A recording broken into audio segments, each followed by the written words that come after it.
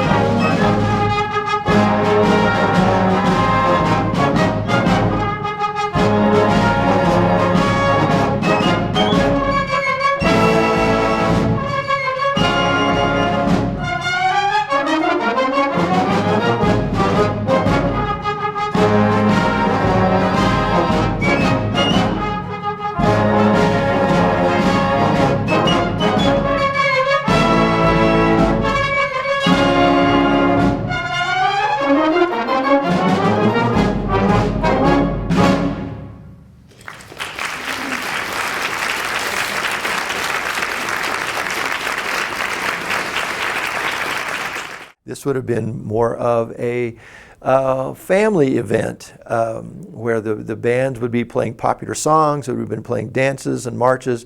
It would have been music before really recorded music. There was just the beginnings of recordings happening at that time.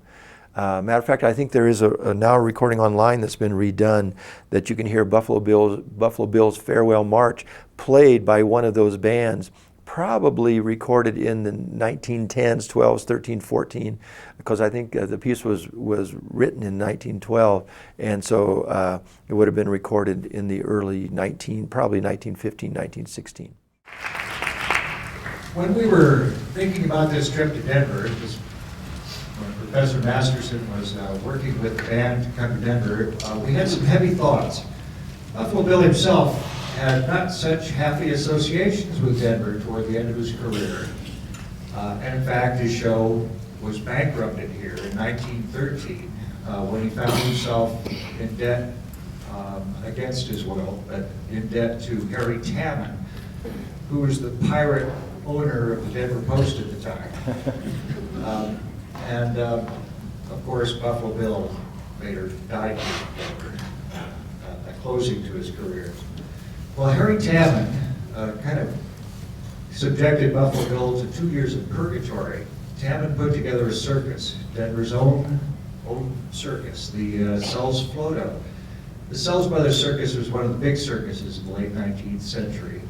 So Harry Tammon, to trade on the name, hired a guy named Sells to work for the Denver Post. He already had a fellow in the sports writing department named Floto, and he loved the sound of the name, so Harry Tammon put those two names together, Sells Floto, and created a circus. His big coup was, after overseeing the bankruptcy of Buffalo Bill's own show, was getting Buffalo Bill and the remnants of the Wild West show into the Sells Floto circus.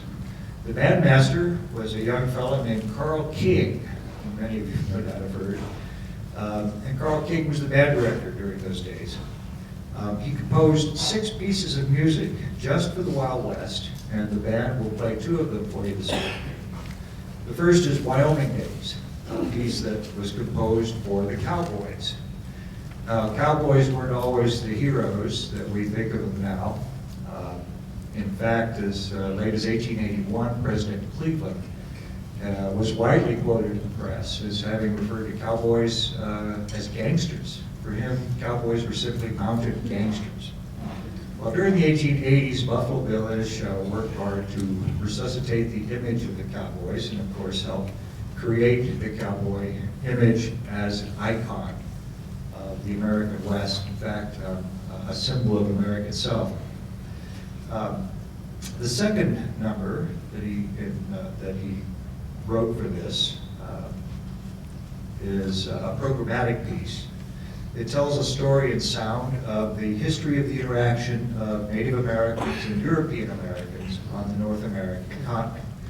The census of 1890 had declared the frontier closed, and a generation later, at the beginning of World War I, when King wrote this piece, Americans felt a real sense of loss, as if the original Americans were vanishing. King begins his mini overture with a 4-note rhythmic theme that he borrowed from Beethoven that evokes contemplation, the portent of things to come, as red man and white man mix it up on the frontier.